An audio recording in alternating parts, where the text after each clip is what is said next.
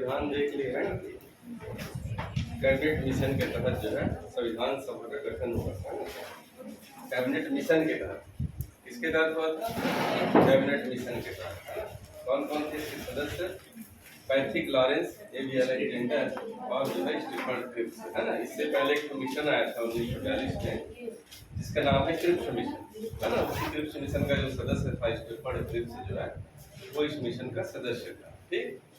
फिर जो है उसके बाद जो संविधान सभा बना 389 सदस्य थे। देसी रियासत और ब्रिटिश प्रांत को मिलकर, है ना। पहला बैठक कब हुआ था? 9 दिसंबर 1946। ठीक है। और उसमें जो है सच्चिदानंद सिन्हा जो है अस्थायी अध्यक्ष चुने जाते हैं। उसके 11 दिसंबर 1946 को डॉक्टर राजेंद्र प्रसाद जो है स्थायी अध्यक्ष चुने जाते हैं। फिर 13 दिसंबर को जो है डॉक्टर राजेंद्र प्रसाद स्थायी अध्यक्ष, है ना। फिर 13 दिसंबर 1946 को जो है संविधान सभा की बैठक में पंडित जवाहरलाल नेहरू जो है उद्देश्य प्रस्ताव प्रस्तुत करते हैं। ठीक है। उद्देशिका या उद्देश्य प्रस्ताव की हम लोग किस लिए संविधान का निर्माण कर रहे हैं बोल। ठीक। उसके बाद जो है 13 दिसंबर का ही जो उद्देश्य प्रस्ताव प्रस्तुत किया था उसी को जो है प्रस्तावना का विषय बनाया, है ना। 22 जनवरी 1900 जो है 47 को जो है इसको जो है प्रस्तावना के रूप में भारतीय संविधान में जो है इसको अपनाया गया। ठीक है। फिर प्रस्तावना के विषय में देखे थे कि प्रस्तावना को जो है बेलूवाड़ी जो मामला है 1960 में जो आया था वो बोलता है कि प्रस्तावना संविधान का भाग नहीं है, इसलिए इसमें संशोधन नहीं कर सकते। और उसके बाद जो केशवानंद भारती वाद आया था 1973 में वो बताया कि प्रस्तावना में जो है प्रस्तावना संविधान का अभिन्न भाग है, इसमें संशोधन कर सकते हैं। ठीक है।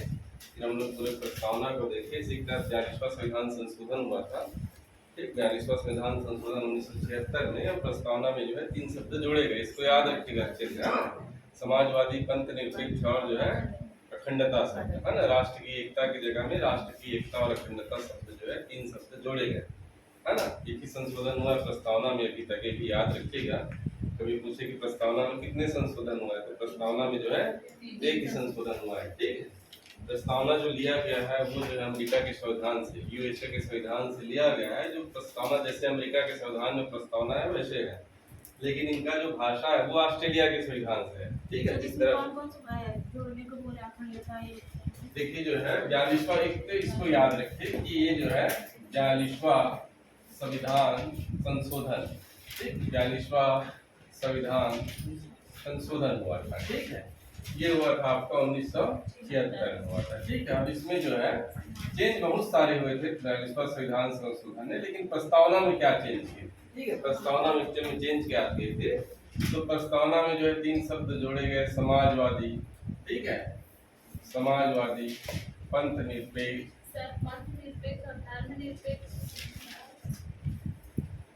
दोनों जो है थोड़ा सा इसमें जो है डिफरेंस है ना। समाज पंथ निरपेक्ष और जो है धर्म निरपेक्ष। धर्म निरपेक्ष, पंथ निरपेक्ष बोलता है। ठीक है। थोड़ा विस्तृत कॉन्सेप्ट है, बोलिए अंदर तो नहीं बोलना चाहिए, बड़ा एक तो लंबा कॉन्सेप्ट है दोनों का, जो है पंथ निरपेक्ष और धर्म निरपेक्ष, है ना।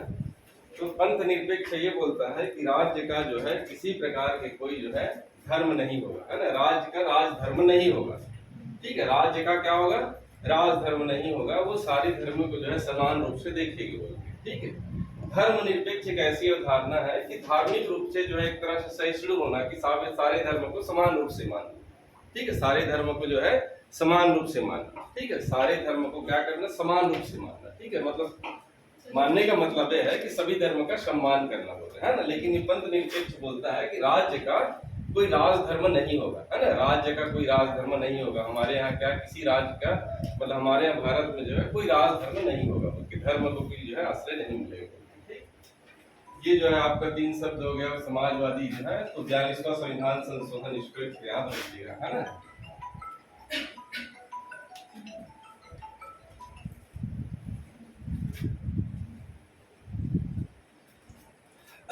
ठीक। उसके बाद देखिए इसी जो है 13 दिसंबर हो गया था, 22 जनवरी हो गया था। फिर देखिए भारतीय स्वतंत्रता अधिनियम जो है 1947 में, है ना। थोड़ा सा इसको पूरा कंप्लीट ही कर लेते हैं, उसके बाद हम लोग जो है मूल अधिकार में चले जाएंगे डायरेक्ट करने। ठीक। भारतीय स्वतंत्रता अधिनियम जो है 1947 से आया था। उसके तहत जो है क्या हुआ? भारत जो है स्वतंत्र हो गया, है ना। भारत आजाद हो गया। 14 अगस्त 1947 को जो है पाकिस्तान स्वतंत्र हुआ, है ना। और मुस्लिम लीग के जितने जो भी जो है जो पाकिस्तान में जाना चाहते थे पाकिस्तान चले गए, भारत वाले भारत में रह गए। अब उसके बाद एक तो बड़ी दुविधा की स्थिति आ रही, संविधान तब भी हम लोग का निर्मित नहीं हुआ था, है ना। 15 अगस्त 1947 तक जो है संविधान कंप्लीट नहीं हो पाया था, है ना। तो अब क्या करना था, देखिए तो भारत जो है देखो स्वतंत्र जो है देश बन गया, है ना, स्वतंत्र संप्रभु देश बन गया, स्वतंत्र और संप्रभु देश बन गया। भारत कैसा देश बन गया, स्वतंत्र हो गया और संप्रभु हो गया। संप्रभु मतलब होता है किसी प्रकार का उसमें बाहरी हस्तक्षेप नहीं रहेगा, है ना, ना उसमें ब्रिटेन अमेरिका कोई भी उसको दबाव, अपना निर्णय भारत जो है स्वयं ले सकता था। अब देखिए हम लोग जो गठन किए थे वो क्या था, संविधान सभा था, ठीक है। संविधान सभा जो है ये जो हम लोग गठन किए थे ये जो है संविधान सभा था हम लोग का, ठीक है। और इस संविधान सभा का अध्यक्ष कौन था, अध्यक्ष कौन था संविधान सभा का, अरे जो स्थायी अध्यक्ष वही अध्यक्ष था, वही स्थायी हो गया तो वही अध्यक्ष होगा ना। तो ये संविधान सभा का अध्यक्ष था डॉक्टर राजेंद्र प्रसाद। ये डॉक्टर राजेंद्र प्रसाद अध्यक्ष थे। डॉक्टर राजेंद्र जो प्रसाद है ये संविधान सभा के जो है अध्यक्ष हो गए, ठीक। उसके बाद जो है देखिए स्वतंत्र हो गए तो एक हमारा संसद भी बन गया, ठीक है। संसद भी तो कुछ होगा जहां पर कुछ राजनीतिक कार्य होंगे बोल के, है ना। तो इसी संविधान सभा जो है एक समय में जो है उसी समय एक ही समय में, है ना, मान लीजिए सुबह जो है संविधान सभा के रूप में काम कर रहे हैं तो सेकंड टाइम में वो लोग संसद के रूप में काम कर रहे हैं, समझ रहे हैं।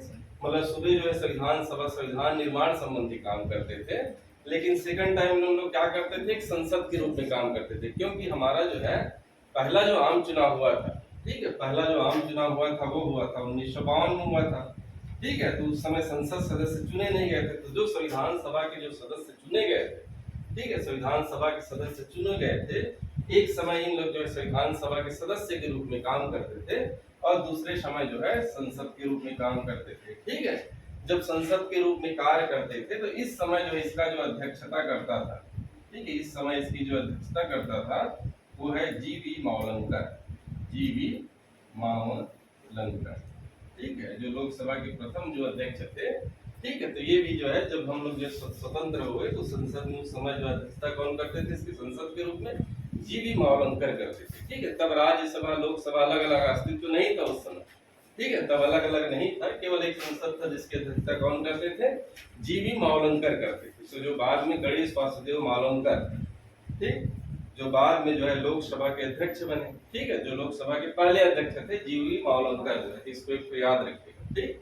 तो हम लोग एक तरह से पूरा कंप्लीट हो गया और संविधान जो पूरे बनने में जो है 2 वर्ष 11 माह 18 दिन का समय लगा। जो है 26 नवंबर 1949 को जो है कुल 15 अनुच्छेदों के साथ जो है संविधान को क्या कर दिए, लागू कर दिए, ठीक है, मतलब अस्थायी रूप से जो है।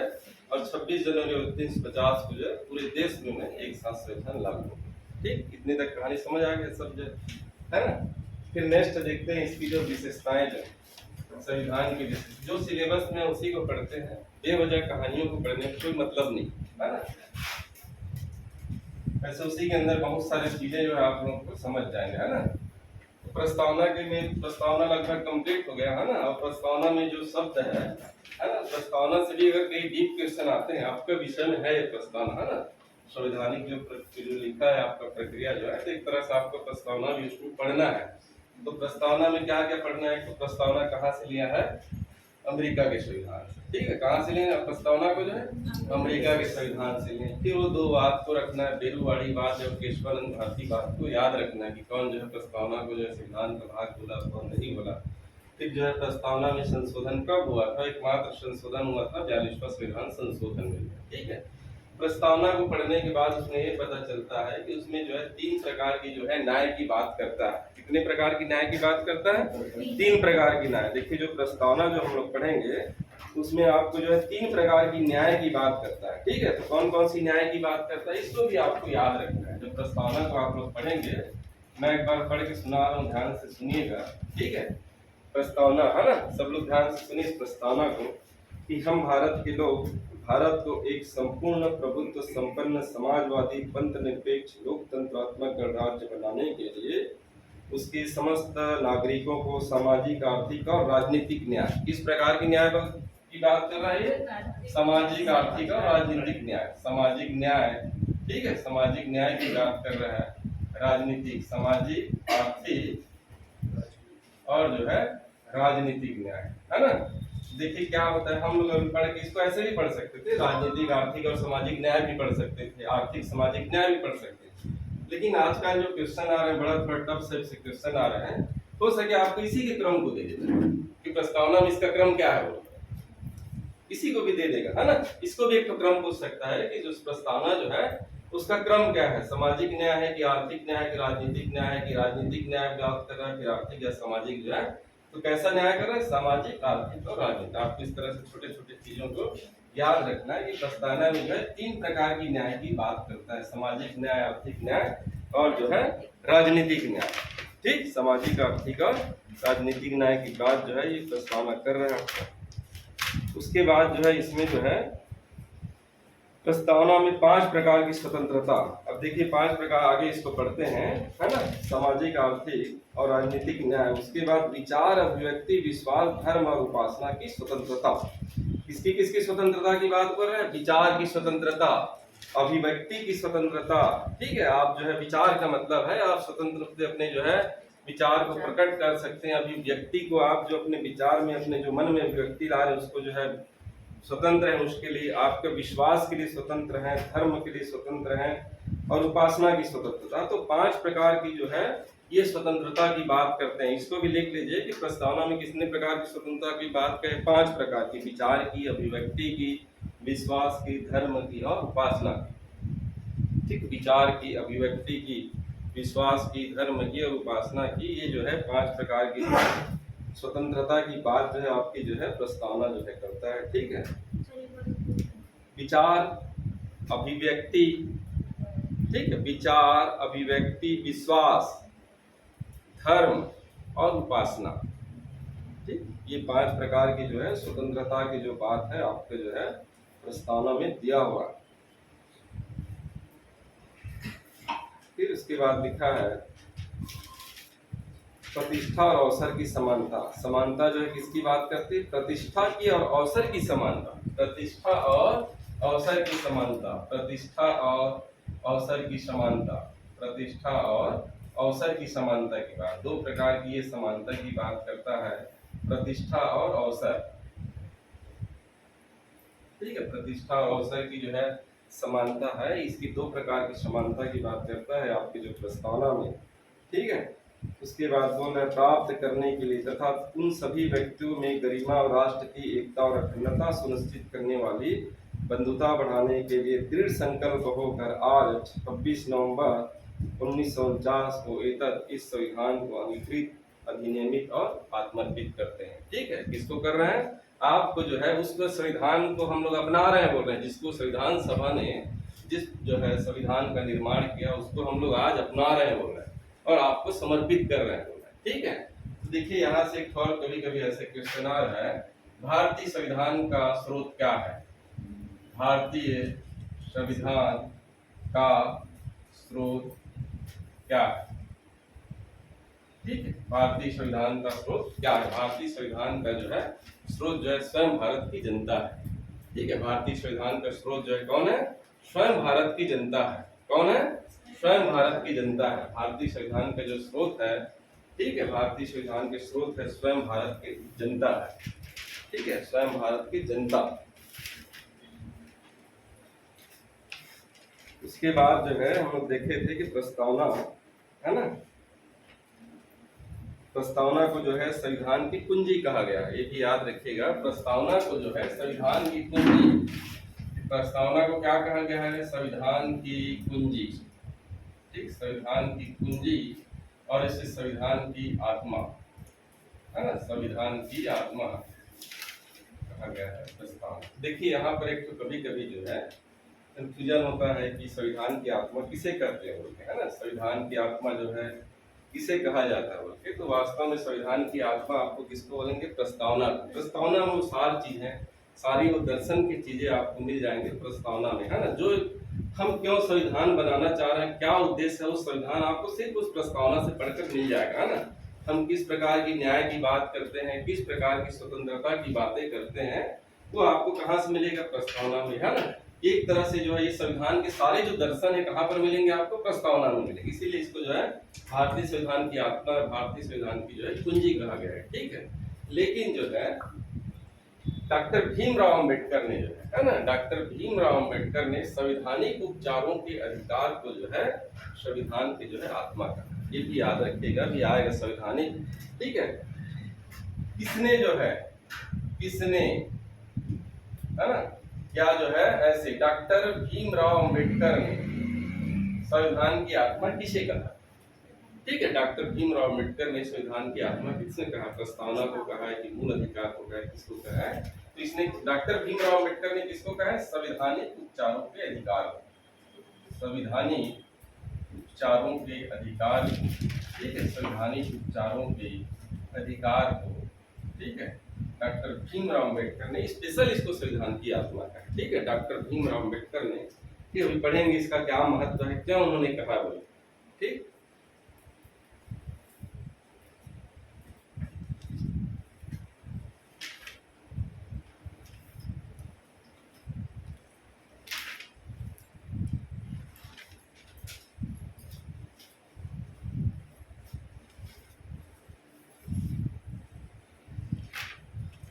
तो संविधान की विशेषताएं जो है ना, संविधान की क्या विशेषता, विशेषता से पहले थोड़ा सा भाग एक की चीज को चर्चा कर लेते हैं, सिलेबस में नहीं है लेकिन उससे मिले जुले चीजें जो है आपको मिलेंगे, ठीक है।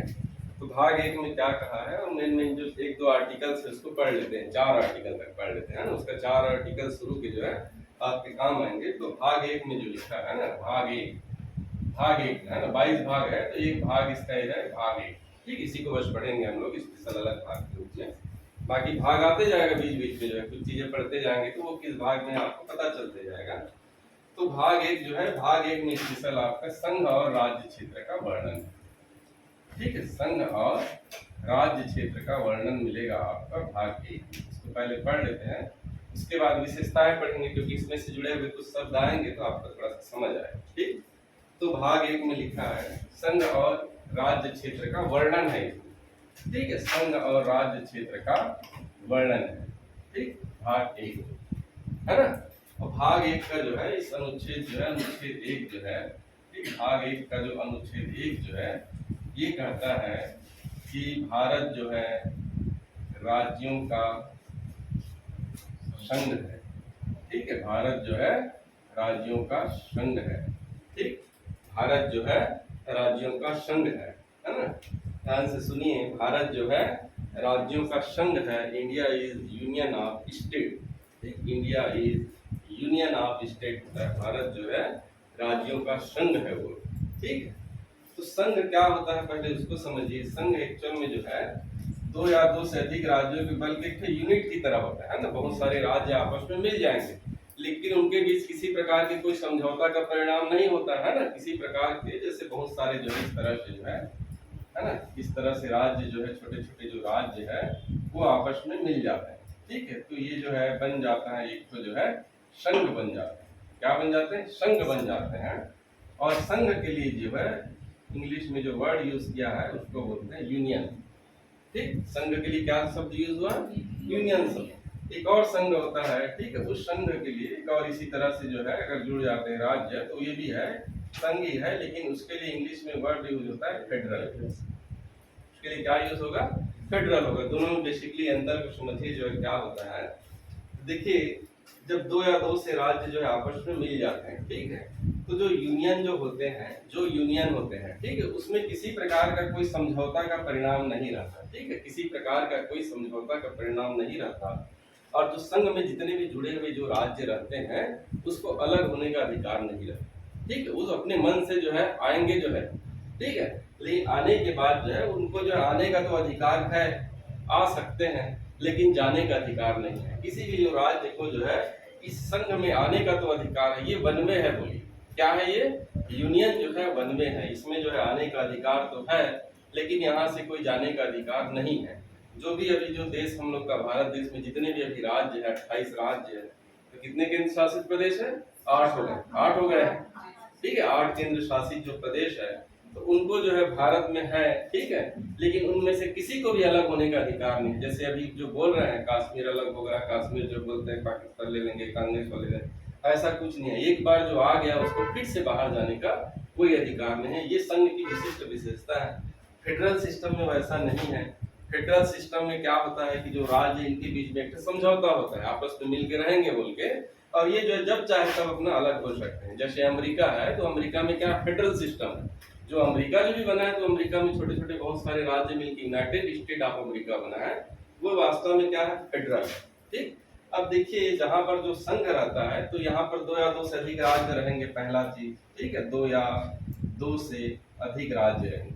ठीक है, दो या दो से अधिक राज्य रहेंगे तभी संघ बनेगा। ठीक है, राज्यों के बीच में शक्तियों का स्पष्ट विभाजन होगा। राज्यों के बीच में शक्तियों का विभाजन होगा। शक्तियों का क्या होगा, विभाजन होगा। ठीक है, उसमें शक्ति स्पष्ट कर दी जाएगी, है ना। राज्यों के बीच में जो है शक्तियों का स्पष्ट रूप से विभाजन हो जाएगा, और जो है इसके लिए जो है एक जो है लिखित संविधान होगा। क्या होगा इसके लिए, एक लिखित संविधान होगा। एक लिखित जो है संविधान होगा। ठीक है, एक जो है लिखित संविधान होगा। जो संघ बनेगा उसके बीच में एक लिखित संविधान होगा, जिसमें जो है उन राज्यों के बीच में शक्ति का बंटवारा कर दिया जाएगा। शक्ति का स्पष्ट रूप से बंटवारा कर दिया जाएगा, है ना। तो जो है, और विपरीत परिस्थिति में, है ना, विपरीत पर हर राज्य का अपना अपना जो है अधिकार दे दिए हैं। ठीक है, छत्तीसगढ़ को अलग, इसको जो है, लेकिन विपरीत जब परिस्थिति में या आपातकाल परिस्थिति में इस संघ में भी जो है एकात्मकता के भी गुण आ जाएगी। मतलब पूरा एक हो जाएंगे सब, जो है क्या हो जाएंगे, सब एक हो जाएंगे। पूरा देश जो है जब विपरीत परिस्थितियां, आपातकाल वगैरह की स्थिति आए, तो ये संघ जो है एक हो जाएगा। तो अभी आपको इसी तरह से हम लोग जब भारतीय संविधान की विशेषता पढ़ेंगे, तो संघात्मक और एकात्मक लक्षण आएगा।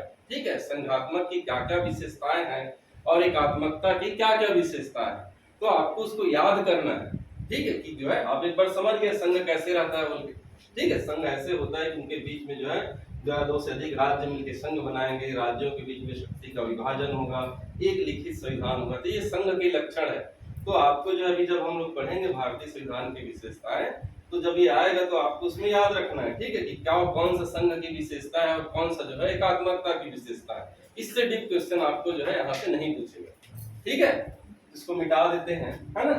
फिर इसको थोड़ा और देख लेते हैं, हालांकि वैसे आपका तो नहीं है, लेकिन फिर भी जो है देख लेते हैं। ठीक है, दो अनुच्छेद और देख लेते हैं, अनुच्छेद 2 और अनुच्छेद 3 और अनुच्छेद 4। ये चारों अनुच्छेद को देख लेते हैं। ठीक, अनुच्छेद 2 बोलता है, ठीक है, अनुच्छेद 2 यह कहता है, ठीक है, कि जो है भारतीय संघ में जो है किसी राज्य को, ठीक है, किसी राज्य को भारतीय संघ में प्रवेश देने की जो शक्ति है वो संसद के पास। ठीक है, क्या समझे आप लोग, भारतीय संघ में जो है किसी राज्य को प्रवेश, राज्य का मतलब होता है संविधान में देश। ठीक है, राज्य का मतलब देश, अगर मैं राज्य बोल रहा हूँ तो देश समझिए। ठीक है, और जहाँ राज्य पढ़ेंगे वो राज्य रहेगा। तो जो है अनुच्छेद 2 ये बोलता है कि किसी भी राज्य को भारतीय संघ में जो है प्रवेश देने की जो शक्ति है वो किसके पास है, संसद के पास है। किसके पास है, संसद के पास। किसके पास है, संसद के पास। ठीक है, जो पार्लियामेंट है, जिसमें इस संसद में कौन कौन रहेंगे, संसद के कितने अंग है, 3 अंग। संसद के कितने अंग है, 3 अंग। कौन कौन है, राष्ट्रपति, लोकसभा और राज्यसभा। ठीक है, संसद के 3 अंग है, राष्ट्रपति, लोकसभा और जो है राज्यसभा। इसको हम लोग संसद बोलते हैं। ठीक है, और इसके जो सदस्य रहते हैं उसको सांसद बोलते हैं। इसके जो मेंबर रहते हैं उसको क्या बोलते हैं, सांसद बोलते हैं। तो राष्ट्रपति सांसद है कि नहीं, राष्ट्रपति सांसद नहीं है, संसद के सदस्य है वो बस। इस संसद के जो अंग है, अभिन्न अंग है, इस संसद के जो है अंग है, इसको अंग बोलते हैं। अंग करके बोलिए, ये संसद के अंग है, राष्ट्रपति, लोकसभा और राज्यसभा। ठीक है, राष्ट्रपति, लोकसभा और राज्यसभा, ये जो संसद के अंग है। तो ये संसद जो है डिसाइड करेंगे, ये संसद डिसाइड करेगा कि किसी भी जो है राज्य को भारत में प्रवेश करना है। जैसे पाकिस्तान को मिलाना है, पाकिस्तान को भारत में मिलाना है, तो इसकी शक्ति किसको है, संसद को है। संसद चाहे तो ऐसा कर सकते हैं। पाकिस्तान चाहे कि भाई हम वापिस आना, देखो अभी बहुत यूट्यूब में चल रहा है कि वहाँ गेहूं की कमी हो गई है, तो वहाँ के लोग बोल रहे हैं कि हम उससे अच्छा भारत में ही रहते तो अच्छा होता, काश हमारा भी प्रधानमंत्री नरेंद्र मोदी जैसे होता। किस प्रकार के अब जो है गलत हो सकता है, सही भी हो सकता है, लेकिन वहाँ की हालत खराब है तो सही है ना, जैसे मीडिया न्यूज में सुन रहे हैं। तो जो है अनुच्छेद 2 बोलता है कि जो है किसी भी राज्य को जो है भारतीय संघ में प्रवेश देने की जो शक्ति है वो संसद को है। याद रखिए, किसको है, संसद को। ठीक, आर्टिकल 3 जो है भारतीय संघ में किसी राज्य को प्रवेश देने की जो शक्ति है वो संसद को, इतने याद रखिए। ठीक है, आपको क्वेश्चन पूछे ये पूछेगा कि भारतीय संघ में नए राज्य को प्रवेश देने की शक्ति किसको है, संसद को है, न्यायपालिका को है, उच्च न्यायालय को है, सुप्रीम कोर्ट को है, राष्ट्रपति को, ऐसे पूछेगा। ठीक है, नए राज्य निर्माण ना, किसी राज्य को भारतीय संघ में प्रवेश देने की शक्ति किसको है बोल के 4 ऑब्जेक्टिव देगा, संसद देगा, उच्च न्यायालय देगा, उच्चतम न्यायालय देगा, राष्ट्रपति देगा। तो किसको शक्ति है, संसद को शक्ति। ठीक, अनुच्छेद 3 ये बोलता है कि भारतीय संघ के अंदर ही, ये भारतीय संघ के अंदर ही, भारतीय संघ के अंदर ही जो है नए राज्य का जो निर्माण हो रहा है। ठीक है, भारतीय संघ के अंदर ही जब जो है नए राज्य का निर्माण करते हैं, 2 या 2 से अधिक राज्य को तोड़कर, ठीक है, 2 या 2 से अधिक राज्य को तोड़कर, ठीक है, 2 या 2 से अधिक राज्य को तोड़कर जो है जब नए राज्य का निर्माण करते हैं, ठीक है, या उसके नाम सीमा परिवर्तन करते हैं, तो ये सारी शक्ति भी किसको है, संसद को। ये सारी शक्ति भी किसको है, संसद को है। ठीक, ये सारी शक्ति किसको है, संसद को।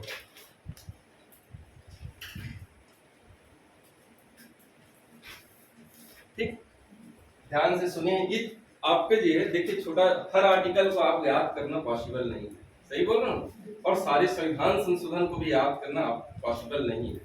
तो हम उन चीजों को ज्यादा फोकस करेंगे जो अक्सर एग्जाम में पूछता ही है, क्वेश्चन हमेशा वही से पूछेगा, घुमा के फिरे फिरा के पूछे, लेकिन आपको क्वेश्चन वही से आता है। ठीक, तो देखिए आर्टिकल 1 समझ गए कि भारत राज्यों का संघ है, बोल रहा है भारत तो है राज्यों का संघ है, और इस आर्टिकल अनुच्छेद 1 में बता दिया गया है कि 28 राज्य है, 7 केंद्र शासित प्रदेश है, जब 27 राज्य तक 27 राज्य है, जिसमें वहां पर 28 राज्य है, तो वर्तमान में देखेंगे तो यहाँ पर 28 राज्य और 8 केंद्र शासित हो गया है। यहाँ पर कहाँ पर मिलेगा आपको, आर्टिकल 1 में मिलेगा। ठीक, आर्टिकल 2 बोलता है कि जो भी नए राज्य को भारतीय संघ में प्रवेश देने की शक्ति जो है संसद को है। ठीक है, और भारतीय के संघ के अंदर जो भी राज्य है उसको जो निर्माण करना है, नए राज्य बनाना है, सीमा परिवर्तन करना है, नाम परिवर्तन करना है, उसकी भी शक्ति जो है किसको है, संसद को। उसकी भी शक्ति किसको है, संसद है। मतलब आर्टिकल 3 बोलता है भारतीय संघ के अंदर जो है, संघ के अंदर जो है नए राज्य का निर्माण, जैसे मध्य प्रदेश को तोड़ के छत्तीसगढ़ बनाना, ठीक है, या छत्तीसगढ़ को तोड़ के और बनाना है, उत्तर प्रदेश को तोड़ के और बनाना है, या फिर आंध्र प्रदेश को तोड़ के तेलंगाना बनाए, तो किस आर्टिकल के तहत हुआ, आर्टिकल 3 के तहत। ठीक है, छत्तीसगढ़ का जो निर्माण हुआ वो अनुच्छेद 3 के तहत। ठीक है, अनुच्छेद 3 के तहत हुआ, ये था ना। अब ये शक्ति किसको है, संसद को है। सारी शक्ति जो है किसको है, संसद को है, नए राज्य के निर्माण की शक्ति। यहाँ तक कि नाम परिवर्तन, कहीं का राज्य का नाम परिवर्तन करना है, ठीक है, कोई जो है राज्य के वो जो है शहर का नाम परिवर्तन करना है, तो ये भी शक्ति किसको है, संसद को शक्ति। प्रस्ताव कौन लेके जाता है, मुख्यमंत्री। हाँ देखिए, नहीं ये जो प्रस्ताव है ना, जैसे कोई मांग कर रहा है बहुत दिन से, ठीक है, शक्ति अलग हुआ। हाँ, ये जो है देखिए नए राज्य का निर्माण एक्चुअल में थोड़ा सा अगर देखना है देख लीजिए कि नए राज्य का निर्माण कैसे होता है। कि जैसे नए राज्य का जब भी निर्माण होता है फिर मांग करते हैं बहुत समय, है ना। जैसे अब यूपी वाले बोल रहे हैं कि नए राज्य के निर्माण करो, लेकिन उनको कोई शक्तियां नहीं है। ठीक है, नए राज्य के निर्माण संबंधी जो विधेयक है वो संसद पेश करे। ठीक है, संसद में जो है चाहे लोकसभा करे चाहे राज्यसभा करे। ठीक है, नए राज्य के निर्माण संबंधी जो विधेयक रहेगा उसको करने की शक्ति जो है संसद है।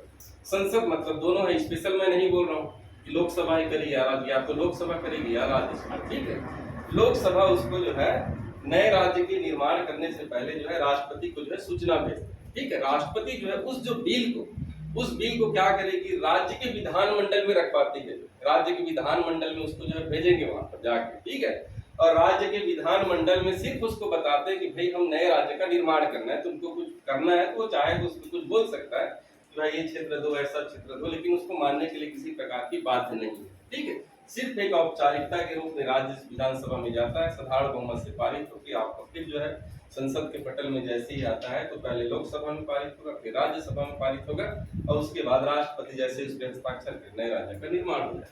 ठीक, एकदम सिंपल प्रोसेस है, ज्यादा कुछ नहीं है। काम की चीजें अनुच्छेद 4 भी है।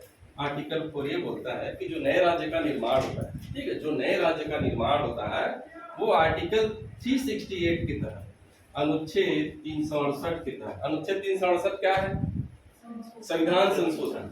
ठीक है, संविधान संशोधन को अनुच्छेद 368 बोलते हैं। तो अनुच्छेद 4 ये बोलता है कि जो नए राज्य का निर्माण होगा, नए राज्य जो बनेंगे वो अनुच्छेद 368 के तहत संविधान संशोधन नहीं माना जाएगा, संविधान संशोधन नहीं माना जाएगा। हाँ, अभी आपको समझा एकदम समझ आएगा। ठीक है, जो नए, जैसे छत्तीसगढ़ राज्य बना जो है, ठीक है, छत्तीसगढ़ राज्य जो बना जो है, आप अभी नेट में सर्च कीजिए कि छत्तीसगढ़ राज्य किस संविधान संशोधन के तहत बना, मिलेगा आपको? कोई नेट में नहीं मिलेगा, गूगल पे ढूंढते ढूंढते थक जाएगा।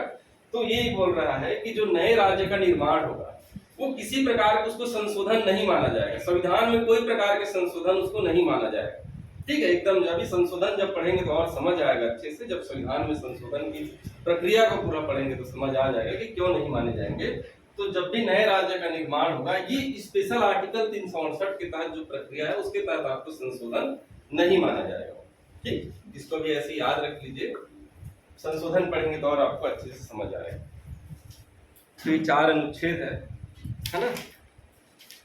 बाकी पढ़ते हैं हम लोग जो है संविधान की विशेषताएं। सर सारे अनुच्छेद को याद रखना पड़ेगा। नहीं मैं बताया, सारे नहीं याद करना है ना, सारे तो मुझे खुद याद नहीं, मैं तो खुद बहुत कम जानता हूँ। काम का जो रहता है मैं भूलता भी हूँ, लेकिन काम का रहता है वही बस याद रहता है। अच्छा रट लिए तो अच्छा चीज है, ये भी नहीं, मैं मना नहीं कर रहा हूँ, आपको रटना है तो रट लीजिए।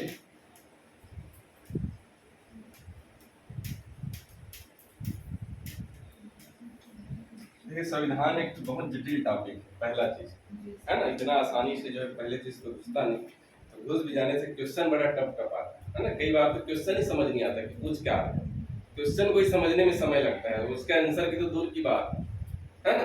और सबसे बड़ी बात, संविधान में पूछा हुआ क्वेश्चन का आप आंसर गूगल से ढूंढ भी नहीं सकते।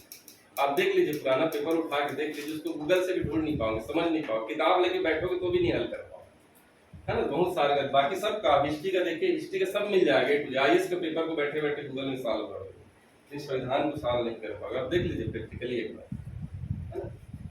तो थोड़ा सा जटिल है, ध्यान से थोड़ा सा कॉन्सेप्ट को लेते हुए पढ़ना है। और ऐसे टीचर भर्ती बहुत अंदर का नहीं आएगा, है ना, एकदम डीप। जैसे मैं तो देखा कि शायद पीएससी में भी जायद नहीं पूछा जाता अंदर, इस बार सिंपल ही पूछा, 3-4 क्या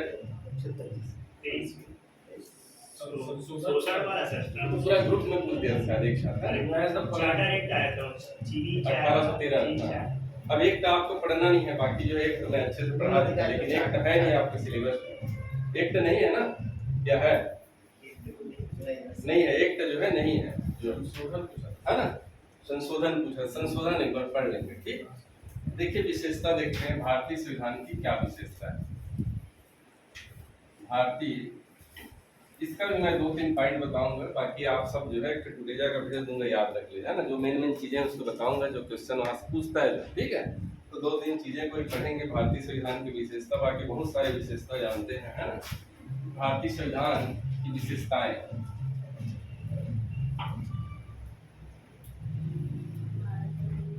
भारतीय संविधान की जो विशेषताएं हैं, ठीक है, क्या है सब लोग जानते हैं, पहला वाला, ठीक है। भारतीय संविधान की पहला जो विशेषता है क्या है, विश्व का जो है सबसे बड़ा लिखित संविधान है, ठीक है। विश्व का जो है सबसे बड़ा लिखित संविधान है, विश्व का सबसे बड़ा लिखित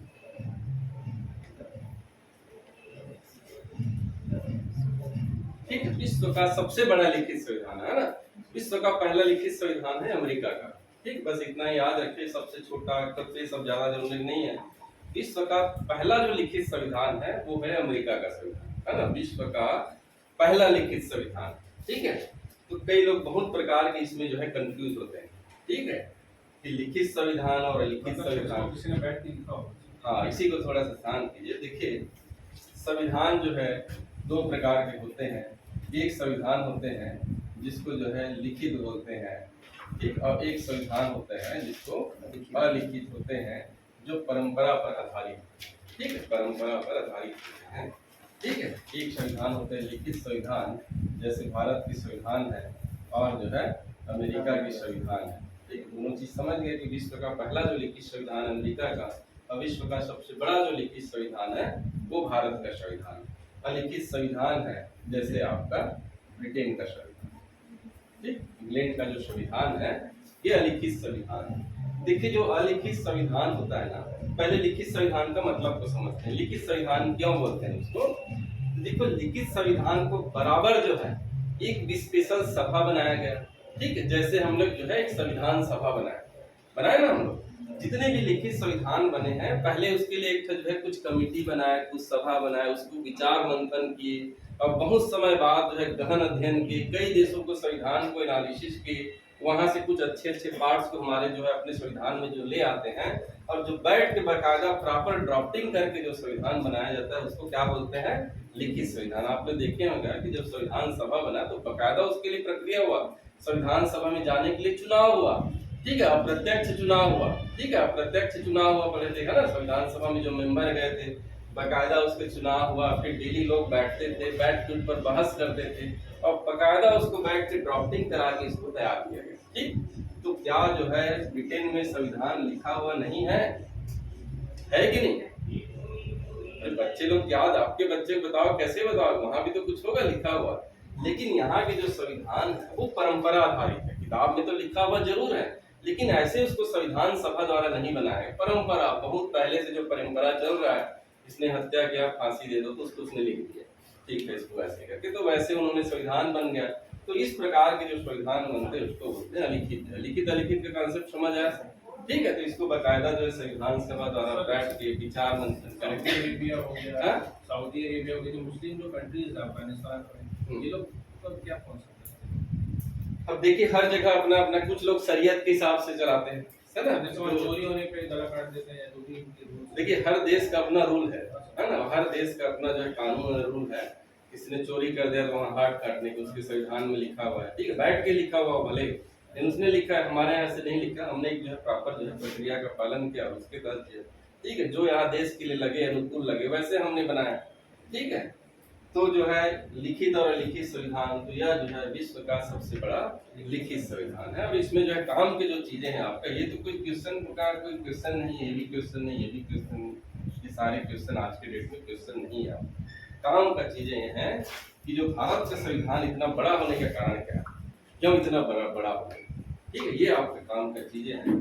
तो भारत का संविधान का इतना बड़ा होने का कारण है कि भारत में के जो संविधान में संघ और राज्य दोनों का संविधान है ना, संघ का भी संविधान उसी में जो है राज्य के अलग अलग नहीं है, राज्य का अलग से किताब है, संघ का अलग, ऐसा नहीं है, दोनों का एक साथ समाहित। ठीक है, दोनों का जो है एक साथ समाहित हो गया। संघ और राज्य दोनों का जो है एक ही संविधान है, संघ एवं राज्यों का एक ही संविधान है। ठीक है, एक ही संविधान है। ठीक है, एक ही संविधान में समावेश है, ऐसे लिख सकते हैं। ठीक है, संघ और राज्य दोनों का जो संविधान है वो एक ही संविधान में जो है, जो संघ और राज्य का जो है ना संविधान है वो एक ही संविधान है ना, संघ और राज्य का जो संविधान है वो एक ही संविधान में जो है समाहित है। इसके कारण ये बड़ा हो गया था ना, फिर सिर्फ संघ का बनाते तो छोटा रहता, उसमें राज्यों का भी जो सारे नियम कानून को उसमें दे दिए। ठीक है, पहला कारण।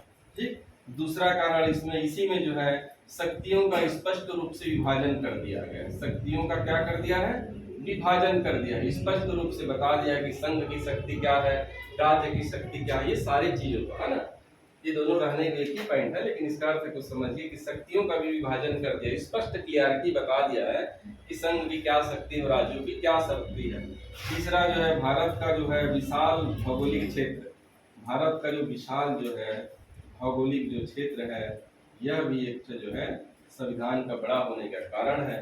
चौथा ये भी लिख सकते हैं कि इस संविधान का जो निर्माण जो है, जितने संविधान सभा में जो सदस्य थे, ठीक है, जितने भी संविधान सभा में सदस्य थे वो अधिकतर लोग क्या थे, वकील थे। ठीक है, तो इसी कारण भी संविधान में बहुत सारी चीजों को जो है समावेश करते गए। ठीक है, ये भी रखो, ये भी रखो, ऐसे करते करते जो है हमारा जो है संविधान बड़ा हो गया। इसी कारण जो है क्योंकि जो इतने जो है वकील लोग थे, ठीक है, तो भारत के जो संविधान को क्या बोलते हैं, वकीलों का स्वर्ग का। ठीक है, भारत के संविधान को क्या बोलते हैं, वकीलों का स्वर्ग बोलते हैं। ठीक, प्लस जो है इसमें जो है और है विभिन्न स्रोतों का समावेश, है ना, एक है आपका विभिन्न स्रोतों का समावेश, विभिन्न जो है स्रोतों का समावेश है ना, विभिन्न स्रोतों का समावेश। तो हम लोग देखे थे एक जो है आंतरिक स्रोत है ना, आंतरिक स्रोत क्या है, भारत शासन अधिनियम 1935, भारत शासन अधिनियम 1935 का जो है जितने पार्ट है उसको उठा के संविधान में डाल दिया है। ठीक है। उसके बाद कुछ बारह स्रोत भी है ना, ब्रिटेन से लिए, अमेरिका से लिए, कनाडा से लिए, वो सारे से लेते गए कुछ कुछ पार्ट जो है, तो वो सारे को हम लोग वहाँ संविधान में रख दिए। तो ये भी एक तो कारण है भारतीय संविधान का बड़ा होने का कारण। ठीक है, क्या चीज? हाँ, आपको मैं बोला ना कल याद भी रखना है कि भारतीय जो है आंतरिक स्रोत में लिए थे आपका जो है भारत शासन अधिनियम थे, और बराह स्रोत में आपका जो है नहीं होगा तो कुछ कुछ चीजों को डाल दूंगा ना, उसको पढ़ाने का कोई तुक नहीं है, आपको याद करना है। ठीक है, तो बराह स्रोत से जैसे लिए, ब्रिटेन से लिए, अमेरिका से राष्ट्रपति का चुनाव लिए हैं, कई से राष्ट्रपति का शपथ को लिए हैं, दक्षिण अफ्रीका के संविधान से संविधान संशोधन को लिए, मूल अधिकार को अमेरिका से ले गए हैं।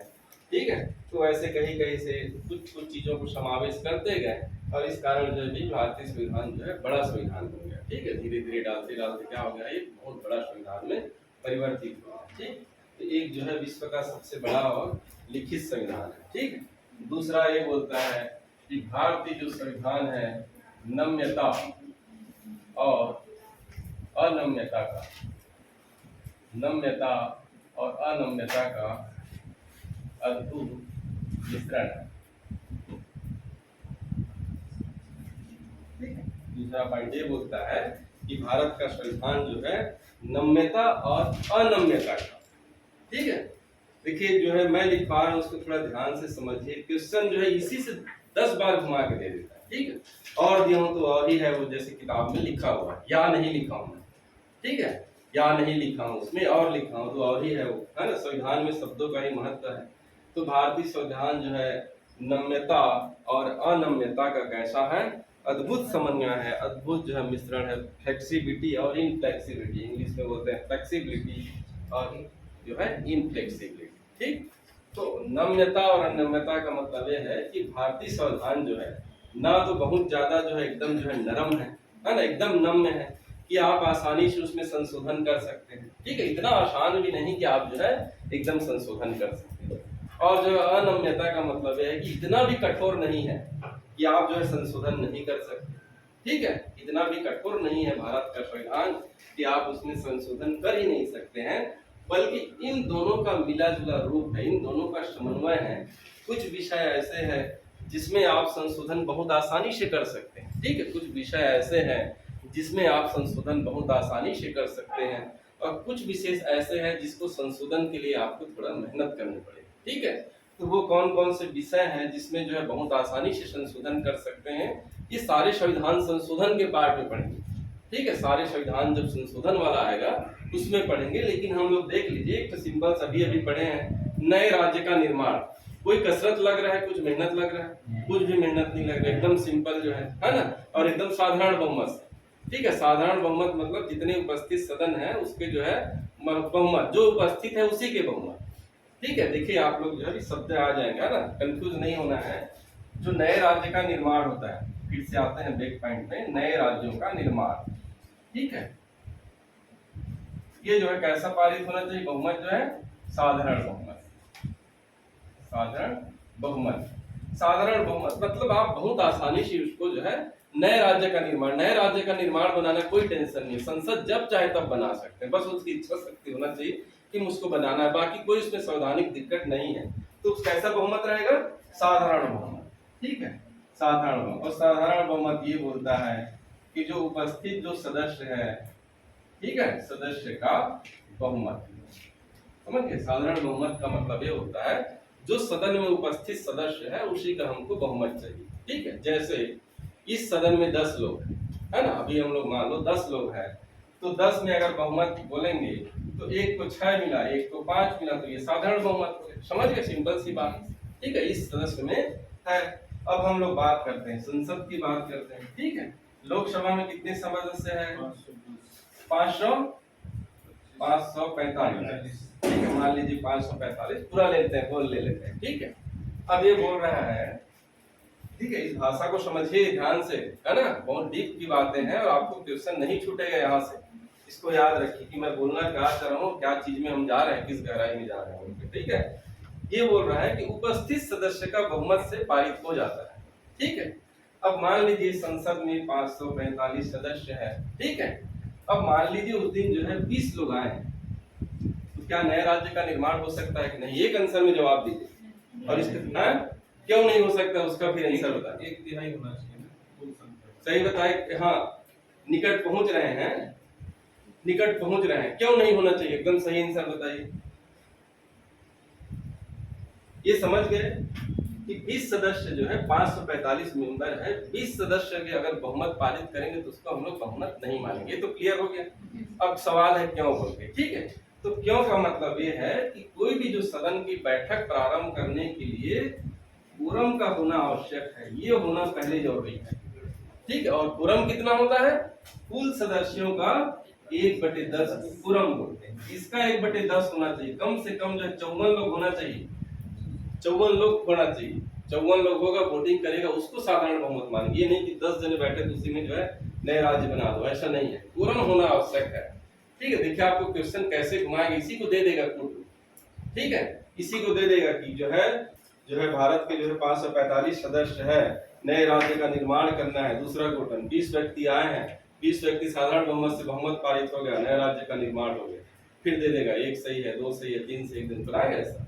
तो क्या ध्यान रखना है वहां पर, quorum को ध्यान रखना है, ठीक है। किसको ध्यान रखना है, quorum ध्यान रखना है। किसको समझ नहीं आया ये बताइए। इसको आपको जो है मेरे को लगता है टीएटी में तो 10 बार पूछा होगा ऐसे क्वेश्चन, जो समझ आया सर। टेट में जो क्वेश्चन पूछा है न्यूमेरिकल इसी टाइप से क्वेश्चन पूछा। अरे नहीं देखे तो आप नहीं ठीक से नहीं दिए हो, हाँ दिल से नहीं दिए होगा, छोड़ दिए होगा आप उसको, मैथ से समझ के छोड़ दिए लगता है, मैथ से पूछ रहा हो, है ना। मैं क्वेश्चन देख रहा हूँ ना इसलिए बता रहा हूँ, ठीक। व्यापम में पूछा है कई बार, पहले आप समझे कि नहीं इस कॉन्सेप्ट को, बहुत सिंपल है, कुछ नहीं है ना। तो ये बोल रहा है कि नम्यता और नम्यता का अद्भुत मिश्रण है, बोल रहा है कि कुछ विषय ऐसे हैं जिसको हम साधारण बहुमत से पारित कर सकते हैं, है ना। और कुछ ऐसे भी विषय है जिसको हमको विशेष बहुमत की जरूरत है, ठीक। किसे पर विशेष बहुमत, विशेष बहुमत की जरूरत है, ठीक है। तो कुछ चीजें साधारण बहुमत की जरूरत है, वो नम्य हो जाएगा, ठीक है। और जहाँ पर विशेष बहुमत की बात आए वो जो है अनम्य हो जाएगा, विशेष बहुमत आ जाएगा। और कुछ विषय तो ऐसे भी है जिसमें विशेष बहुमत तो चाहिए ही, साथ में जो है आधे राज्यों की स्वीकृति, आधे राज्यों की स्वीकृति, ठीक। इसको पढ़ेंगे और डिटेल पढ़ेंगे अच्छे से, ठीक है। इसको जब पढ़ेंगे संविधान में संशोधन आएगा तो अच्छे से पढ़ेंगे। फिलहाल इतना याद रखिए, नम्यता और नम्यता का मतलब समझे कि नहीं, है ना। नम्य क्यों है, नम्य है और दोनों का मिश्रण है वो, ठीक है ना। हमारा संविधान एकदम नम्य है कि आप आसानी से संशोधन कर सकते हैं, ना इतना कठोर है कि उसमें आप संशोधन कर ही नहीं सकते, बीच का रास्ता दिया हुआ है कि आप इसमें कर सकते हैं, ठीक। सर ये quorum किस मतलब क्या होता है? क्या चीज, quorum quorum बोलते हैं जैसे कोई बैठक आपका जो है, देखिए अभी quorum शब्द कई बार आएगा, ठीक है, लोकसभा के लिए, है ना। लेकिन जितने जो है देखिए ध्यान दीजिए, लोकसभा या पूरा संसद बोलिए, संसद बोलने से दोनों सदन आ गया, ठीक है। लोकसभा भी आ गया और राज्यसभा भी आ गया, ठीक। और एक साथ बैठक हो रहा है वो सबका सम्मिलित जो हुई होगा वो आ जाएगा, ठीक। और फिर विधानमंडल, ठीक। विधानमंडल में आपका विधानसभा आ गया जहाँ 1 सदनी है, और 2 सदनी है वहां पर विधान परिषद भी आ जाएगा। ये सारे में जो है quorum होनी चाहिए 1/10, मतलब जितने सदस्य हैं, जैसे आपका जो है छत्तीसगढ़ में कितने सदस्य है लोकसभा के, विधानसभा में कितने सदस्य हैं, छत्तीसगढ़ विधानसभा में 90 सदस्य हैं, समझ गए कितने सदस्य हैं, 90 सदस्य। अब इनको बैठक स्टार्ट करना है तो इसका 1/10, 90 का 1/10 कितना होगा, 9। कम से कम 9 लोग तो बैठ के रहना चाहिए, तभी कोई काम वहाँ स्टार्ट होगा, नहीं तो नहीं होगा, सीधी सी बात, ठीक। उसी को क्या बोलते हैं, quorum बोलते हैं, ठीक है। कुल सदस्यों का 1/10, जितने सदस्य हैं उसका 1/10 है, उसको बोलते हैं quorum, ठीक है। कुल सदस्य का जितने रहेगा उसका, उसमें 10 को भाग दीजिए, है ना, 10 को क्या दीजिए, भाग दे दीजिए, उसकी बोलते हैं quorum जो है। तो व्यापम में एक और जो है चमत्कारिक क्वेश्चन पूछ दिया, ठीक है, कि quorum होता है दशमांश,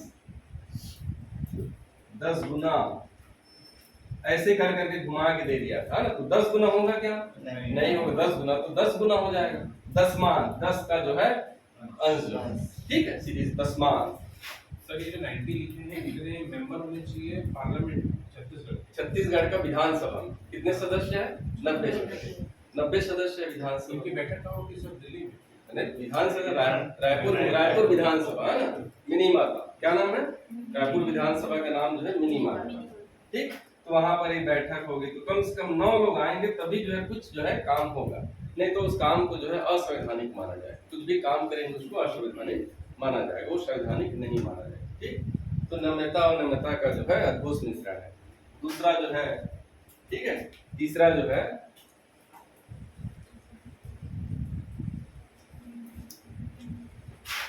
तीसरा जो मेन पॉइंट है, एकात्मकता। एकात्मकता की ओर का हुआ संघीय व्यवस्था है। ठीक, एकात्मकता की ओर झुका हुआ है ना, एकात्मकता की ओर जो है झुका हुआ एक संघीय व्यवस्था है भारत के जो संविधान। ऑफिस से फोन आ रहा है, बात करेंगे।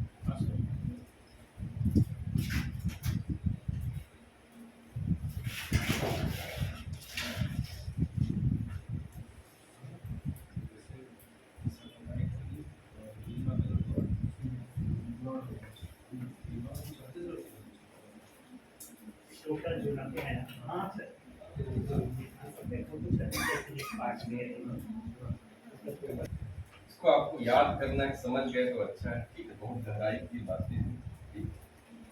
एकात्मक और संघात्मक, तो एकात्मक में लिखिए एक हरी नागरिकता, एकात्मक में लिखिए एकल नागरिकता, एकल नागरिकता। ठीक है, एकल नागरिकता। उसके बाद बोले आपातकाल में समस्त शक्ति केंद्र में निहित। आपातकाल में समस्त शक्ति जो है केंद्र में निहित। ठीक, आपातकाल में समस्त शक्ति जो है केंद्र में निहित, है ना। अवशिष्ट शक्ति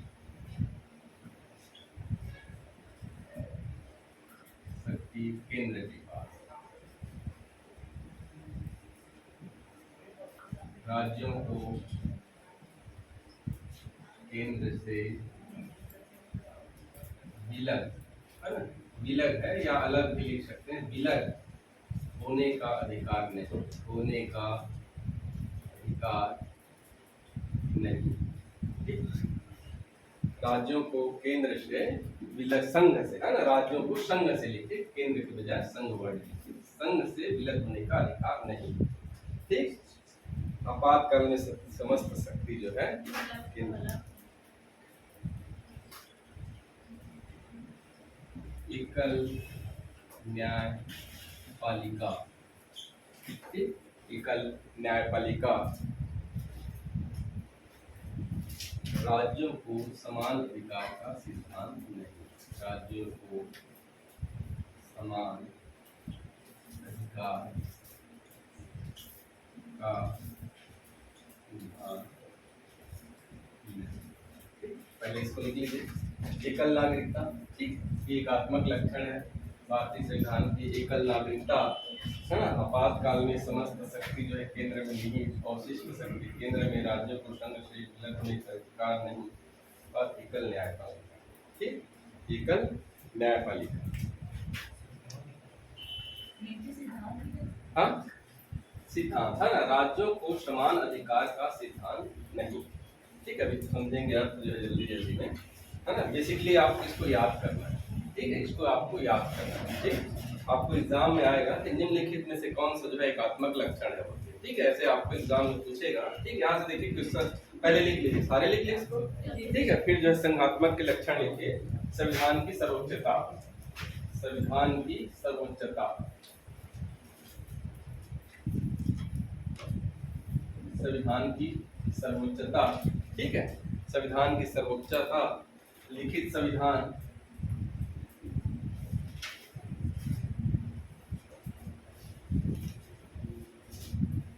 संविधान की सर्वोच्चता, लिखित संविधान, है ना, लिखित संविधान। और उसके बाद केंद्र और राज्यों के बीच में शक्ति का बंटवारा, केंद्र और राज्यों के बीच शक्ति का बंटवारा।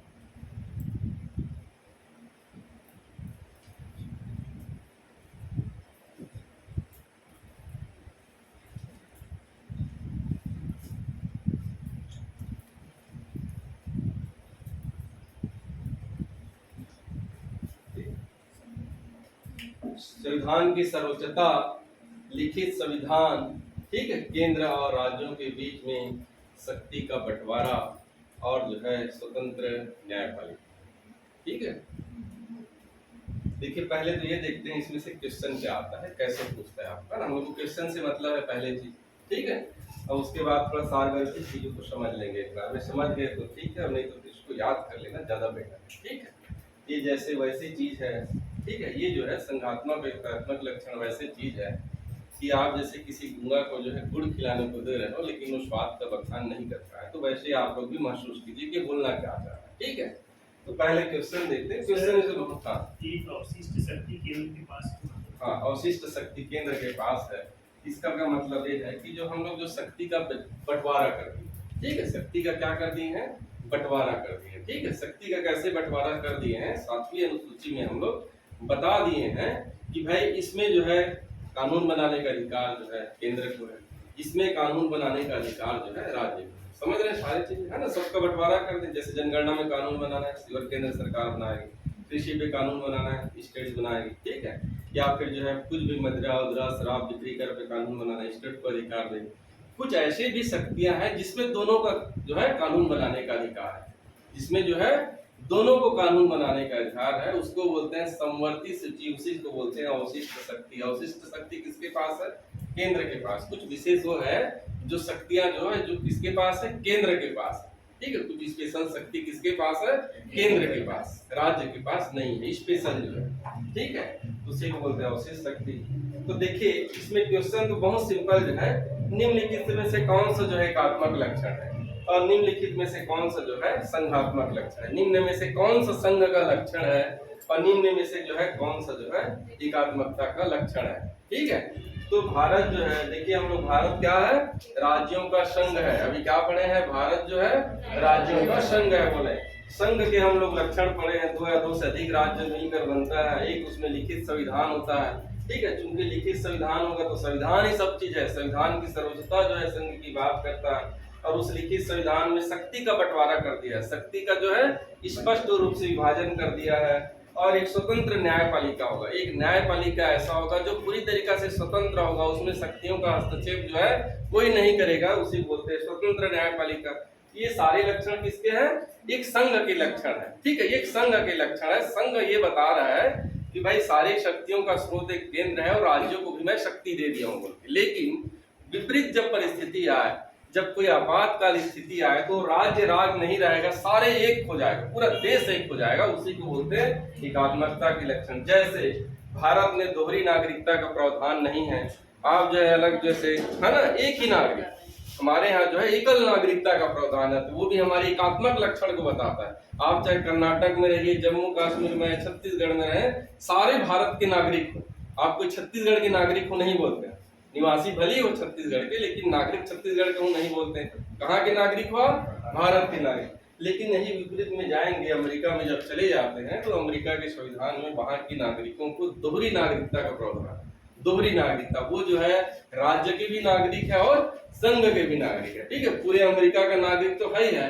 प्लस कोई स्पेशल जो प्रांत है उसके भी वो नागरिक है, अलग अलग नागरिक है। ठीक है, तो उसको बोलते हैं दोहरी नागरिकता। तो जो एकल नागरिकता, आपातकाल में समस्त शक्ति जो है केंद्र, जब किसी भी प्रकार के जब आपातकाल आता है, किसी भी प्रकार के आपातकाल आए, चाहे राष्ट्रीय आपातकाल आए, चाहे वित्तीय आपातकाल आए या राज्य आपातकाल आए, तो सब शक्ति कहाँ पर निहित हो जाता है, केंद्र में चला जाता है, सारी शक्ति जो है केंद्र में चला जाता है। और कुछ विशिष्ट शक्ति है जिस पर अधिकार जो है केंद्र के पास है, जिसको अवशिष्ट शक्ति बोलते हैं। और राज्यों को जो है संघ से अलग होने का अधिकार नहीं है ना, हम लोग इसीलिए इसको पढ़ लिए पहले से अनुच्छेद में कि कोई भी राज्य तो आ सकता है लेकिन उसको अलग जाने का अधिकार नहीं है, संघ से अलग होने का अधिकार नहीं है। जो उसके क्या लक्षण को प्रकट करता है, एकात्मक, एक है वो बोल के बता रहा है, एकात्मकता के लक्षण को बताते हैं कि एकल न्यायपालिका है, एक ही न्यायपालिका है ना, हमारा जो न्यायपालिका का जो है सीक्वेंस है, सुप्रीम कोर्ट है, फिर ये राज्यों के लिए सुविधा के लिए जो है हाई कोर्ट को दे दिया गया है। ठीक है, लेकिन इसका जो चयन है एकल न्यायपालिका है, आप यहाँ जाओगे, यहाँ जाओगे, यहाँ जाओगे, ये सुने नहीं तो यहाँ जाओगे सुप्रीम कोर्ट, तो एकल न्यायपालिका का प्रावधान है। फिर राज्यों को समान अधिकार का सिद्धांत नहीं है कि जो कोई भी राज्य है वो ये नहीं बोलेगा कि भाई मैं जो है छत्तीसगढ़ हूँ, मेरे बगल में जो है झारखंड है या मेरे बगल में उड़ीसा है, आप उसको स्पेशल राज्य का दर्जा क्यों दिए हो, मुझे भी दो करके मांग कर सकता है, लेकिन ऐसा जो है अधिकार का सिद्धांत नहीं है। ठीक है, ये जो सारे लक्षण जो है एकात्मकता के लक्षण है। राज्यपाल की जो नियुक्ति है वो भी एकात्मकता के लक्षण है। जो संघ जो है राज्यपाल की नियुक्ति करता है वो एक प्रतिनिधि के रूप में करता है। किसका करता है? प्रतिनिधि के रूप में करता है, तो भी एकात्मकता के ही लक्षण को बताता है आपको। तो ऐसे जो है आपको जो इन चीजों को याद करना है आपको एग्जाम में। ठीक है, और बहुत आसान है, एक दो बार पढ़ेंगे, इसीलिए मैं आपको बताया कि संघ क्या है वो, कि उनकी क्या शक्तियां हैं, तो आप आसानी से इसको समझ सकते हैं। ठीक है, एकात्मकता के लक्षण जो है और संघात्मक के सर कुछ ऐसी शक्तियां जो केंद्र के पास है लेकिन राज्य के पास नहीं है, एग्जाम्पल ऐसी जो बहुत सारी शक्ति है ना, जैसे विदेश नीति है। विदेश नीति बनाने का अधिकार किसको है? केंद्र को है, राज्य को नहीं। ठीक है, जनगणना है, केंद्र के पास नहीं है, राज्य के पास। ठीक है, बहुत सारे फाइनेंस जैसे कहीं वित्त का दोनों का अलग अलग है। ठीक है, वित्त का अलग है, वित्त का भी बंटवारा है, राज्य के लिए अलग है और केंद्र के अलग है। केंद्र से उसको वित्त मिलता है, अपने खुद का है, वो जो है अलग अलग है दोनों। ठीक है, कुछ देखिए, ये वाला राज्यों का समान अधिकार है। राज्यों को समान अधिकार का सिद्धांत मतलब ये है कि जो जितने राज्य है उनको कोई जरूरी नहीं। देखिए, जो वित्त आयोग जो रहता है वो राज्यों को धन का आवंटन करता है। ठीक है, कि छत्तीसगढ़ को इतना एक साल में देंगे, मध्य प्रदेश को इतना देंगे, तो कोई राज्य ये नहीं बोलेगा कि हमको भी जो है समान रूप से दो, है ना। मतलब उसको समान अधिकार का जो है वो नहीं है। वो वहाँ की जो है भौगोलिक परिस्थिति, वहाँ की जनसंख्या, ये सब को देख के कहीं पर भी क्या करेगा, वित्त का आवंटन करेगा। ठीक है, तो राज्यों को समान अधिकार का सिद्धांत नहीं है। ये आपका जो है विशिष्ट लक्षण। ये जो 3 था वो बहुत ही इम्पोर्टेंट था, है ना। बाकी कुछ चीजें हैं, है ना, जो ऐसे सिंपल चीजें हैं, और उसका मतलब को आप, या तो मैं इसको उत्तेजा में बहुत अच्छा सार गर्भित लिखा है।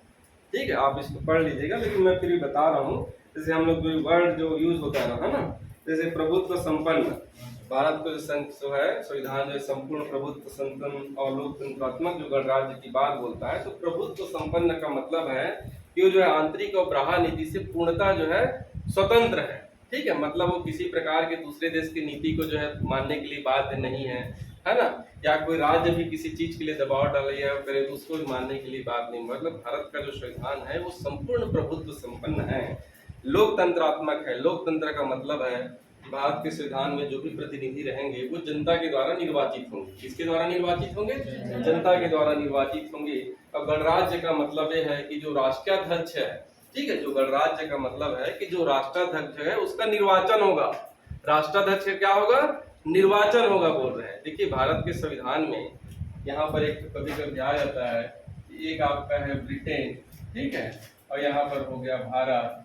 ठीक है, तो भारत क्या है? गणराज्य है। भारत क्या है? गणराज्य है। ब्रिटेन की जो है महारानी, ठीक है, ब्रिटेन की महारानी की तुलना जो है भारत के राष्ट्रपति से किया जाता है। ठीक है, ब्रिटेन की जो महारानी है उसकी तुलना किससे करते हैं? भारत के राष्ट्रपति से तुलना करते हैं। लेकिन भारत का जो राष्ट्रपति है वो निर्वाचित होकर आता है, चुने जाते हैं। ठीक है, इसीलिए भारत को क्या बोलते हैं? गणराज्य बोलते हैं। लेकिन जो ब्रिटेन की जो रानी रहती है वो अनुवांशिक रहती है, इसीलिए वहां पर क्या है? राजतंत्र है। यहाँ पर क्या है? राजतंत्र। अभी भी जो है ब्रिटेन में जो है राजतंत्र है। ठीक है, वहाँ जो है रानी का जो भी वंशज रहेगा, खून रहेगा, जेनेटिक्स जो रहेगा वही वहाँ की रानी बनेगी या राजा बनेगा।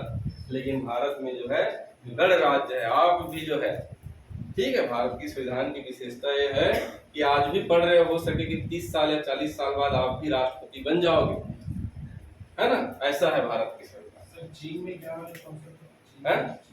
चीन में जो है वहाँ जो है साम्यवादी, गणराज्य जैसे ही है, लेकिन वहाँ जो है साम्यवादी, दूसरा राजतंत्र वहाँ नहीं है। राजतंत्र आपका जापान है, ब्रिटेन है, ठीक है, कुछ और देश है जैसे स्विट्जरलैंड वगैरह में, तो वहाँ पर है ना, दुबई वगैरह, वहाँ भी राजा है। ठीक है, तो वहाँ पर राजतंत्र है, राष्ट्रपति की जगह में राजा रहता है। सर गणतंत्र को इंग्लिश में क्या बोलेंगे? डेमोक्रेटिक। डेमोक्रेटिक और राजतंत्र रिपब्लिक, इसको बोलेंगे रिपब्लिक, रिपब्लिक है ना, रिपब्लिक बोलेंगे, और उसको डेमोक्रेटिक बोलेंगे। ठीक, उसको डेमोक्रेटिक बोलेंगे इंग्लिश में, इसको रिपब्लिक, है ना। राजतंत्र को डेमोक्रेटिक, राजतंत्र को जो है, राजतंत्र को डेमोक्रेटिक नहीं बोलते उसको कुछ जो है इंग्लिश नाम जो है डेमोक्रेटिक मतलब तो प्रजातंत्र। डेमोक्रेटिक मतलब लोकतंत्र होता है, प्रजातंत्र है ना। डेमोक्रेटिक मतलब होता है लोकतंत्र या प्रजातंत्र। गणराज्य मतलब रिपब्लिक है ना। इसीलिए हम लोग जो है जो गणतंत्र दिवस मनाते हैं उसको रिपब्लिक डे बोलते हैं, है ना। रिपब्लिक डे बोलते हैं ना। और सर प्रजातंत्र मतलब कैसे होता है? प्रजातंत्र देखिए दोनों जो कॉन्सेप्ट जो है ना थोड़ा सा समझिए ना। ये स्पेशल जो है राजा के लिए। गणराज्य, राज्य का जो प्रमुख होगा वो चुनाव द्वारा आएगा, ठीक है। राज्य का प्रमुख होगा वो चुनाव द्वारा होगा, तो इसीलिए भारत का गणराज्य बोलते हैं ना, गणराज्य बोलते हैं। लोकतंत्र का मतलब होता है कि ऐसा सिस्टम जिसमें सरकार जो है जनता होगी, ठीक है। चुनेंगे कौन? जनता चुनेंगे। किसके लिए चुनेंगे? जनता के लिए चुनेंगे, है ना। अब्राहम लिंकन का कथन है, जनता के लिए जनता द्वारा निर्वाचित जो शासन है वही आपका क्या है? लोकतंत्र है, वही प्रजातंत्र है, वही आपका डेमोक्रेट, ठीक। ये हो गया। उसके बाद जो है समाजवादी का अर्थ, है ना। समाजवादी का अर्थ बोल रहा है कि हर प्रकार के शोषण से मुक्त। समाजवादी का अर्थ होता है कि भारत का नागरिक जो है हर प्रकार के शोषण से मुक्त होगा। अभी कौन कौन से प्रकार के शोषण की बात कर रहा है? तो सामाजिक शोषण, आर्थिक शोषण और राजनीतिक शोषण से मुक्त होगा, उसी को बोलते हैं समाजवादी। और उसके बाद पंथ निरपेक्ष का मतलब होता है राज्य का कोई धर्म नहीं होगा, राज्य का कोई राज धर्म नहीं होगा, इसको बोलते हैं पंथ निरपेक्ष। और उसके बाद भारत का जो वो है शासन व्यवस्था है, संसदीय प्रणाली को अपनाए हैं।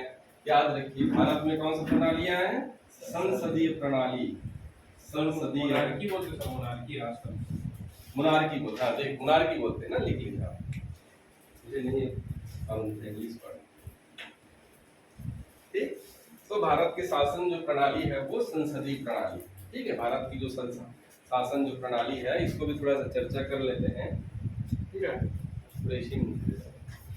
तो मूल अधिकार और मूल कर्तव्य दोनों पढ़ाने वाला था ना, हालांकि मूल का अधिकार इतने जल्दी नहीं हो पाएगा, थोड़ा सा बड़ा सिलेबस है। और ऐसे भी पढ़ने का क्या मतलब है कि पढ़े और कुछ भी नहीं आए, समझ भी नहीं आया, है ना। तो मैं बोला ना अब एक दिन सुबह से शाम बैठिए वर्ग 1 वाले का खत्म हो जाएगा, पूरा सब खत्म हो जाएगा, हिस्ट्री, जियोग्राफी, संविधान सब खत्म हो जाएगा, ठीक। तो भारत में किस प्रकार की शासन व्यवस्था है?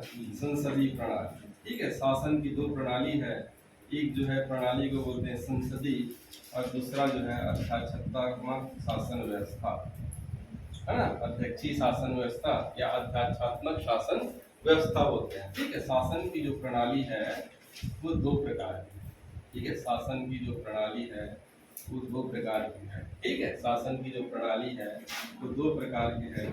संसदीय शासन प्रणाली में एक नाम मात्र का, ठीक है, एक नाम मात्र का प्रमुख होता है, ठीक है, और एक जो है वास्तविक प्रमुख होता है, ठीक है, वास्तविक, है ना, प्रमुख होता है,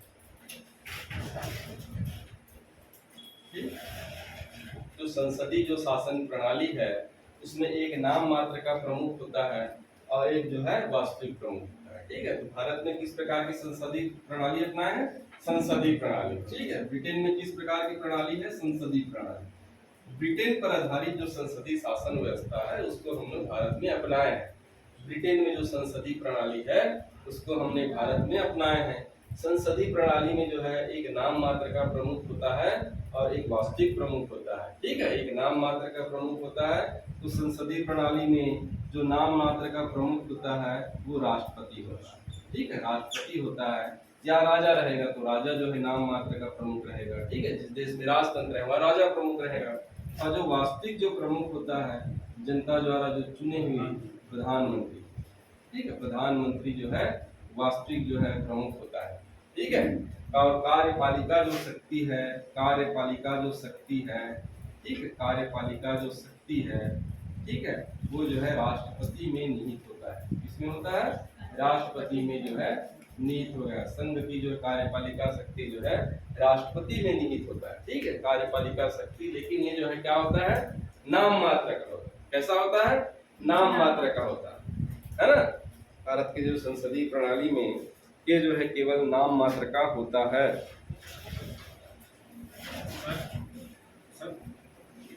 हाँ सर, जैसे कोई प्रशासनिक अधिकारी है और एक सांसद है, दोनों में वैल्यू किसकी ज्यादा होती है?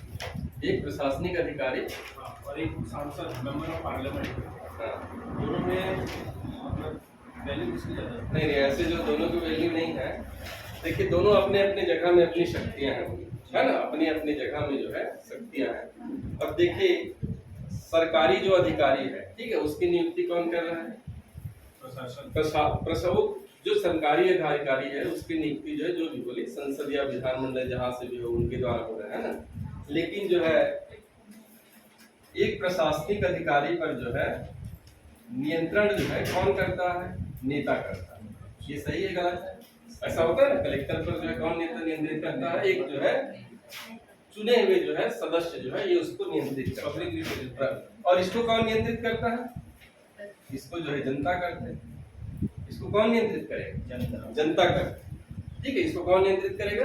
जनता करेगी। इसीलिए हम लोग पढ़ेंगे भारत में संविधान का स्रोत कौन है? स्वयं यहाँ की जनता है, ठीक है, स्वयं यहाँ की जनता। देखिए आपने एक प्रशासनिक अधिकारी नियुक्त किया, एक कलेक्टर बनाया, कलेक्टर को कौन नियंत्रित करता है? देखिए प्रधानमंत्री डायरेक्टर, जिस चाहे तब कलेक्टर को हटा सकता है, कहीं भी ट्रांसफर कर सकता है, कुछ नेता का मतलब ये नहीं तो चलती फिरती नेता, ठीक है ना। ऐसा होता है कि नेता लोग जो है आगे गाली गलौज कर देते हैं, अलग चीज है, लेकिन ये जो नियंत्रित कर रहे हैं प्रशासनिक अधिकारी को। आप चाहे तो इसको नियंत्रित जनता कर रहे हैं, जनता चाहे तो इसको जो है हटाने की व्यवस्था किया गया है 5 साल में, उसको हटा दीजिए तो आप जो है शक्तिशाली हो गए। तो जनता जो सारी शक्ति का स्रोत जो है भारत की जनता है, ठीक है।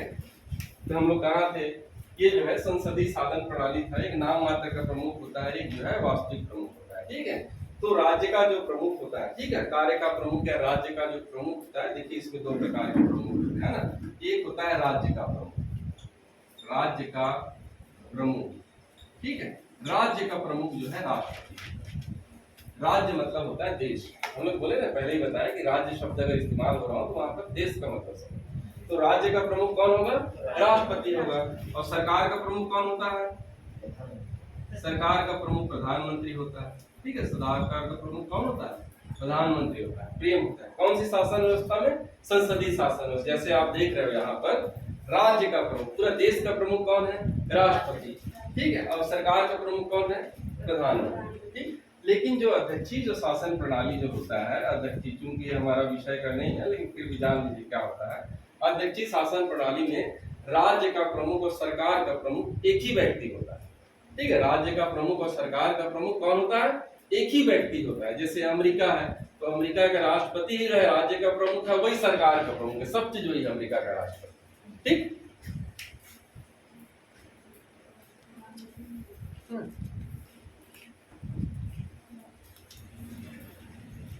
क्षमादान की शक्ति प्रधानमंत्री को नहीं है। क्षमादान की शक्ति केवल राष्ट्रपति को है ना, राष्ट्रपति और किसको? राज्यपाल। लेकिन मृत्यु दंड के संबंध में केवल राष्ट्रपति, ठीक है। सेना न्यायालय के संबंध में केवल राष्ट्रपति।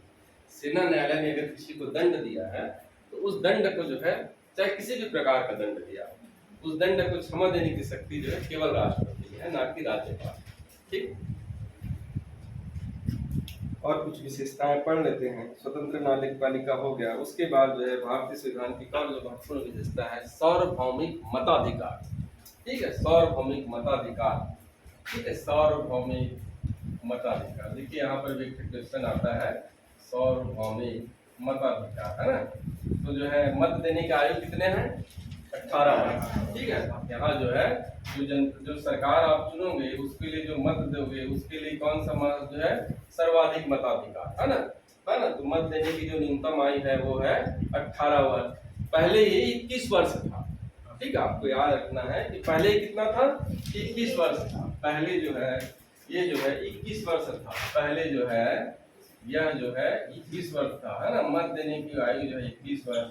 लेकिन जो है राजीव गांधी हम लोग का पीजीटी कहाँ है तो वो एक ये जो है, हाँ, ये जो है जब राजीव गांधी जब प्रधानमंत्री बने तो वो युवा के बहुत हितैषी थे, चाहते थे कि भारतीय जो है प्रजातंत्र में या जो चुनाव में ज्यादा से ज्यादा युवा जो है भागीदार बने बोल के। इन्होंने आयु को घटा के 21 से 18 वर्ष कर दिए।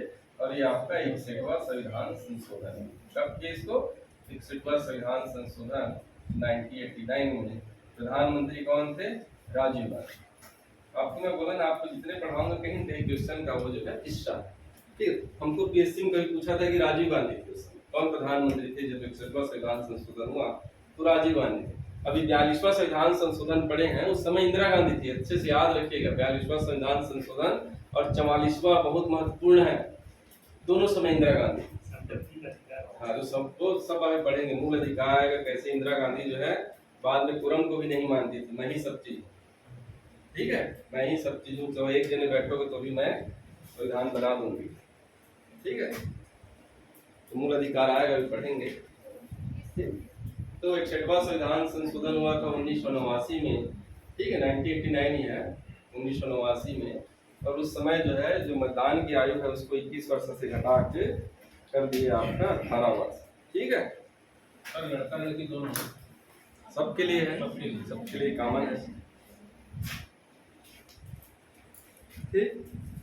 फिर उसके बाद जो है भारतीय संविधान में मूल अधिकार है, ये सारे विशेषताएं तो है जो आप लोग जितने संविधान में देखते हैं, सब संविधान की विशेषता है। मूल अधिकार का समावेश है, मूल कर्तव्य का समावेश है, नीति निर्देशक तत्व दे दिया है, आपात उपबंध दे दिया है, ये सब भारतीय संविधान की विशेषता है, ठीक है। क्योंकि ये कुछ खास चीजें हैं जिसके बारे में अंदर जाके जानना जरूरी था, इसलिए इसको जो है पढ़ें कि आपको जो है इन चीजों को बस जान लीजिए। ये जो है बेसिकली वो चीजें हैं जिसपे थोड़ा सा डीप में जाके क्वेश्चन पूछ देंगे, ठीक है। उसके बाद एक और छोटा टॉपिक पढ़ लेते हैं, है ना, कल बड़ा पढ़ेंगे मूल अधिकार। मूल अधिकार बड़ा है और हो गया धन की और जाएगा अंदर की, हो गया ना। सर ये 18 वर्ष कौन सा संविधान? हाँ? 18 वर्ष कौन सा संविधान? ये तो 61वां इसको याद रखिए, पूछता है इसको बहुत। ये अभी 20 आया वर्ष था। वाला है ना? हाँ? पर गए? में अभी आया था इसमें PSC में। अच्छा, 61वां संविधान संशोधन इंदिरा गांधी है ना, 42वां 44वां दोनों इंदिरा गांधी। सबसे ज्यादा संविधान संशोधन हुए थे इंदिरा गांधी, 44वें में भी इंदिरा गांधी।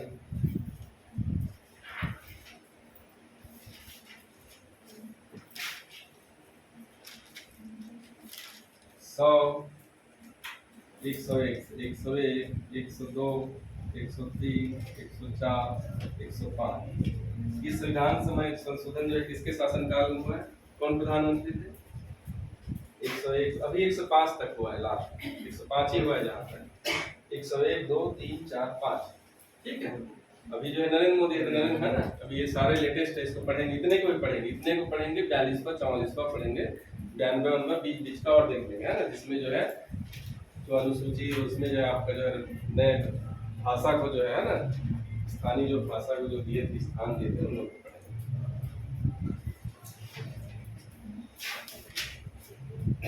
तो मूल अधिकार हो गया, मूल कर्तव्य हो गया।